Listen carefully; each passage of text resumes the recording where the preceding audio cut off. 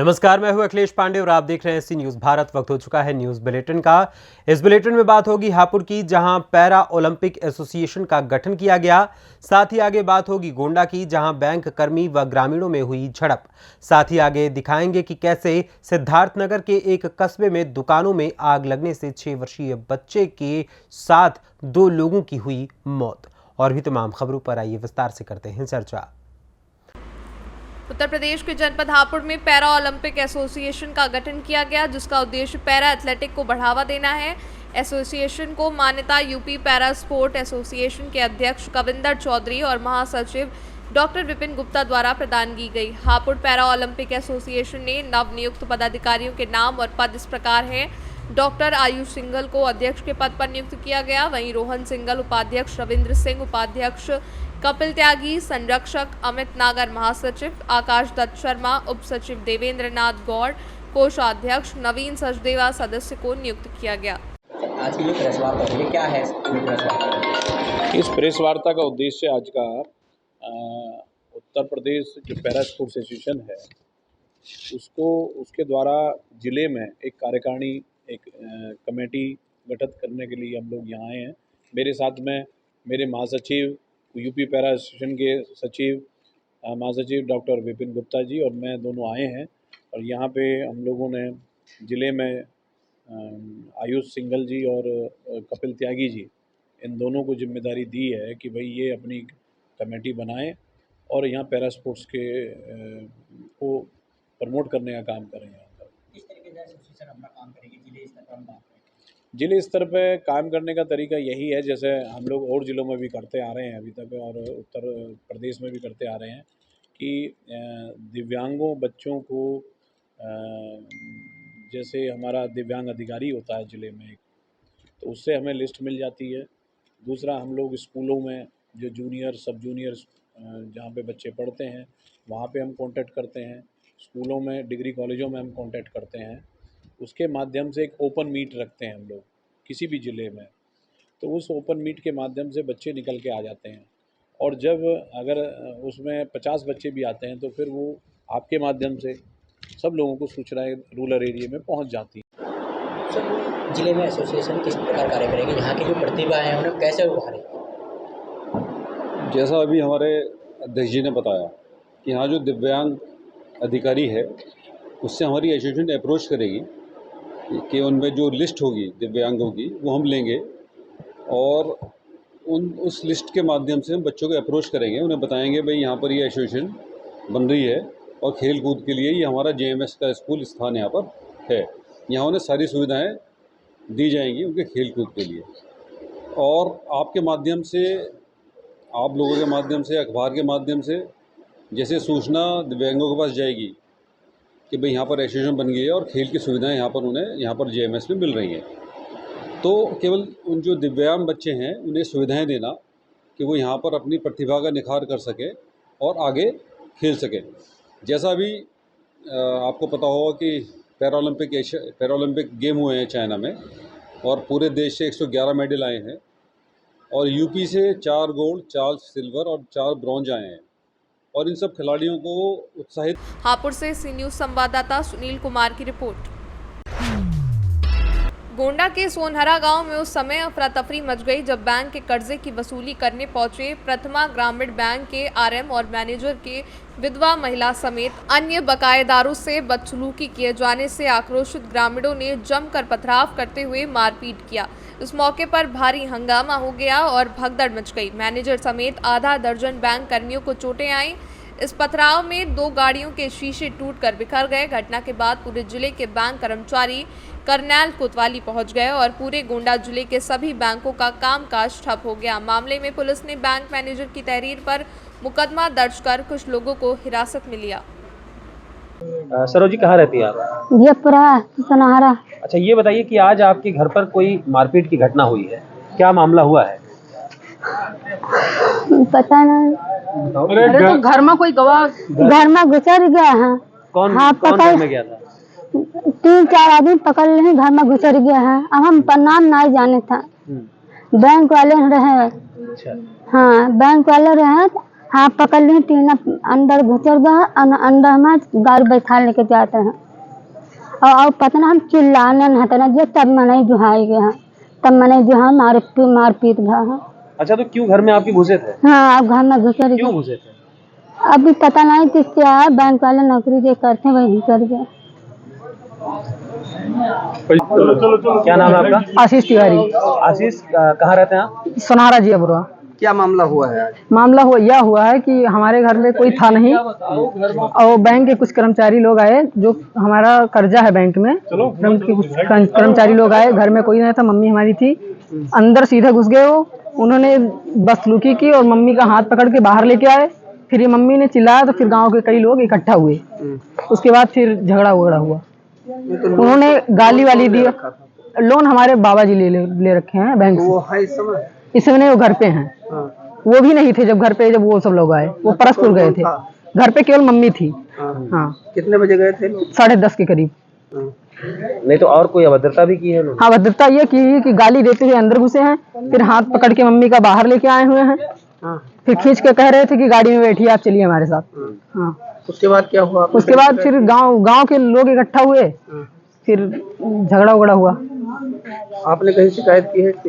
फिर हमने वो लिखा है। गई थी? हाँ, पुलिस गई थी। क्या चाहते हैं? हम क्या चाहते हैं कि हमारे तरफ से जो उन्होंने बदतमीजी के उसका वो कार्रवाई हो। क्या नाम है सर आपका? दीपक गुप्ता। दीपक जी, आप कोई आपके साथ में कोई घटना हुई है? आज हम लोग वसूली के लिए गए थे, जिसमें मेरे साथ DRM मिस्टर कपिल अग्रवाल जी थे और senior manager recovery mister Kamal Kishore थे, और इंस्पेक्शन में जो हमारे अधिकारी हैं मिस्टर आशीष सिंह, ये लोग हम गए थे रिकवरी में। और ब्रांच मैनेजर अजीत कुमार बालपुर थे हमारे साथ। वहाँ पर हम लोगों को इन्होंने, जैसे ही हमने वसूली के लिए कहा, इन्होंने मारतोड़ शुरू कर दी। फिर हम लोगों को बंधक बना लिया। जो बैंक की गाड़ी थी वो पूरी तरीके से सब शीशे उसके तोड़ दिए। अच्छा, ये किसने किया है ये आपके साथ? ये वहाँ के गाँव वालों ने, जिनकी हमने वसूली की। 12 वर्ष। किस गांव का मैटर है ये है जियापुरा सुनार गाँव। तो ये बालपुर के साइड की तरफ? हाँ, बालपुर की ब्रांच में लगता है ये। नहीं तो ऐसी कौन सी घटना हुई कि आपके साथ में हाथापाई पर उतारू हो गए? ये बस हमने तकादा करा, ये पता नहीं किस बात से, मतलब एकदम आग बबूला हो गए। अच्छा, वहाँ के ग्रामीणों का कहना है कि कुछ अभद्रता भी आपके? नहीं, हमारी तरफ से कोई अभद्रता नहीं की गई। केवल हमारे द्वारा उनसे पैसे की मांग करी गई, क्योंकि 10 लाख का एक NPA हमारा खाता था और 5 लाख का एक खाता था। किस बैंक से हैं आप? हम प्रथमा यूपी ग्रामीण बैंक, तो रीजनल ऑफिस। यहाँ पे जो आप लोगों ने पूरे आपकी टीम मौजूद है, तो क्या मांग है आपकी? हमारी FIR की मांग है और कार्रवाई की मांग है पूरी तरीके से, ताकि हमारी मतलब सुरक्षा की भी जिम्मेदारी हो। आज तो हम लोग ये 3-4 लोग थे, अगर हमारा ब्रांच मैनेजर या हमारा अधिकारी अगर वसूली में जाएगा तब किस तरीके से काम होगा। यहाँ पर 91 ब्रांचेज हैं हमारी। लगभग 150 स्टाफ आपके पास है, यहाँ पे खड़ा हुआ है। लगभग सारी ब्रांचों पे कामकाज ठप है। हमारे बलरामपुर से भी काफ़ी साथी आए हुए हैं। और आपको बता दें कि अरेबिया के अंतर्गत हमारी जो यूनियन है उसने आह्वान किया है कि अगर शाम तक कोई समुचित कार्रवाई नहीं होती है तो हम आगे आंदोलनात्मक कार्रवाई या शाखाओं को बंद करने के विषय में भी सोच सकते हैं। अभी हम लोग देख रहे हैं कि FIR कितनी देर में लिखी जाती है और FIR में धाराएं क्या होती है, क्योंकि ये पहली घटना नहीं है। हमारे इस गोंडा क्षेत्र में कई घटनाएं हो चुकी हैं। हमारे बैंक का भी हमने मतलब पुलिस को हमारे बैंक का भी जो NPA है वो 13 रीजन में सबसे अधिक NPA जो है वो गोंडा क्षेत्र में है। वसूली बहुत मुश्किल है। इतने क्रूशियल टाइम में हम लोग रिकवरी कर रहे हैं। और आज हमारे जो गोंडा क्षेत्र के सबसे बड़े अधिकारी हैं, regional manager, deputy regional manager और सीनियर मैनेजर और शाखा प्रबंधक के साथ मारपीट की गई, कमरे में बंधक बनाया गया और उनको जान से मारने की नीयत से उनके ऊपर हमला किया गया। आप देखेंगे मेडिकल कराने टीम गई हुई है, उनके ऊपर गंभीर चोटें आई हुई हैं। और हम लोग पूरा प्रयास कर रहे हैं कि सुसंगत धाराओं में केस दर्ज हो। यदि नहीं होगा तो हम लोग आंदोलन करने के लिए बाध्य होंगे। जिस तरीके से आप लोग यहाँ इकट्ठा हुए हैं, तो इस दौरान बैंक का भी कामकाज ठप हुआ था? ठप है, लगभग काम तो ठप है। ग्राहक आए होंगे, उनके लिए क्या सुविधा? देखिए, ऐसा है, ब्रांच को क्या है कि अभी हमने पूर्ण रूप से बंद नहीं किया है, लेकिन पूर्ण रूप से बंदी के विषय में हम विचार कर सकते हैं। हमारे यहाँ पे क्या है कि किसी भी ब्रांच पे कोई एक स्टाफ काम नहीं करता, एक बड़ी टीम काम करती है। तो कुछ टीम शाखा पे काम कर रही है, लेकिन हाँ, कामकाज काफी हद तक प्रभावित है। ठप तो नहीं कहेंगे कि शाखाएं बंद हैं, लेकिन कामकाज काफी हद तक प्रभावित है। आपको क्या लगता है कि पुलिस आपके अभी तक ऐसा मुझे लग रहा है कि पुलिस का सहयोग प्राप्त हो रहा है। बाकी आगे देखते हैं कि FIR की कॉपी मिलने के बाद आप लोगों को अवगत कराएंगे कि कार्रवाई क्या हुई है और धाराएं क्या लगाई गई हैं। यदि कोई ढीला ढाली की जाएगी तो हम लोग बिल्कुल नहीं मानेंगे। और अभी यहाँ पर हमारी केवल ग्रामीण बैंक का कुछ स्टाफ आया है, लगभग 150 लोगों का, और शाम को 5 बजे के बाद में हो सकता है ये भीड़ बढ़े और हम लोग उग्र प्रदर्शन के विषय में भी विचार कर सकते हैं। दूसरे बैंक भी हमको सहयोग करने को तैयार है, दूसरे बैंक भी, जनपद बलरामपुर और गोंडा के दूसरे बैंक भी हमको सहयोग। गोंडा से सी न्यूज संवाददाता देवेंद्र की रिपोर्ट। खबर हजारीबाग से है, जहां अपर समाहर्ता हजारीबाग राकेश रोशन ने सदर अनुमंडल पदाधिकारी विद्याभूषण कुमार को प्रभार सौंपा। प्रभार आदान प्रदान की प्रक्रिया अपर समाहर्ता कार्यालय प्रकोष्ठ में संपन्न हुआ। इस क्रम में विधिवत रूप से प्रभार प्रपत्र में हस्ताक्षर किया गया। प्रभारी अपर समाहर्ता विद्याभूषण कुमार ने प्रभार उपरांत राकेश रोशन को स्वस्थ निरोगी जीवन की कामना करते हुए सम्मान स्वरूप गुलदस्ता और शॉल उड़ाकर सम्मानित किया। विदित हो कि अपर समाहर्ता हजारीबाग राकेश रोशन 31 अक्टूबर को अपराध में सेवानिवृत्त हुए थे। अपर समाहर्ता राकेश रोशन की सेवानिवृत्ति के उपरांत विभाग के नए पदाधिकारियों के पदस्थापन होने तक वैकल्पिक व्यवस्था के तहत उपायुक्त के आदेश अनुसार सदर अनुमंडल पदाधिकारी ने पदभार संभाला। गौरतलब है कि सदर अनुमंडल पदाधिकारी विद्याभूषण कुमार अपर समाहर्ता और समक्ष कोटि में प्रोन्नत हुए हैं। हजारीबाग से सी न्यूज संवाददाता निशांत कुमार सिंह की रिपोर्ट। खबर हरदोई से है, जहां पुलिस अधीक्षक केशव चंद गोस्वामी ने सोमवार को नए भवन में स्थानांतरित हुई लालपालपुर पुलिस चौकी का उद्घाटन फीता काट कर किया। तत्पश्चात चौकी लालपालपुर के प्रांगण में एसपी ने पौधारोपण भी किया। अभी तक चौकी लखनऊ हरदोई नेशनल हाईवे पर पालपुर चौराहा पर स्थापित थी। हाईवे के दौरान चौड़ीकरण के दौरान चौकी की भूमि अधिकृत कर ली गई थी। चौकी क्षेत्र के अंतर्गत पालपुर, लालपुर, सरसैया, बहलोली ग्राम पंचायतों की करीब 20,000 की जनसंख्या आती है। एसपी ने बताया कि क्षेत्र में पुलिस और जनमानस का रिश्ता एक परिवार की तरह होता है। आप सभी के सहयोग से बेहतर पुलिसिंग की जा सकती है। चौकी प्रभारी मोइन अहमद खान ने बताया, पालपुर चौकी शहर कोतवाली क्षेत्र के अंतर्गत आती है, जिसके निर्माण में विभाग के साथ ही ग्राम प्रधान और क्षेत्र के कुछ संभ्रांत लोगों से सहयोग लिया गया। उनका उद्देश्य रहेगा कि हर पीड़ित को चौकी पर ही न्याय मिल सके। इसके लिए वो हर समय तत्पर रहेंगे। इस मौके पर प्रमुख रूप से शहर कोतवाली प्रभारी संजय कुमार पांडे, सुरसा थाना अध्यक्ष पूर्व प्रधान महेंद्र पाल सिंह, बिंद्रा सिंह, रिटायर्ड उप निरीक्षक इत्यादि लोग मौजूद रहे।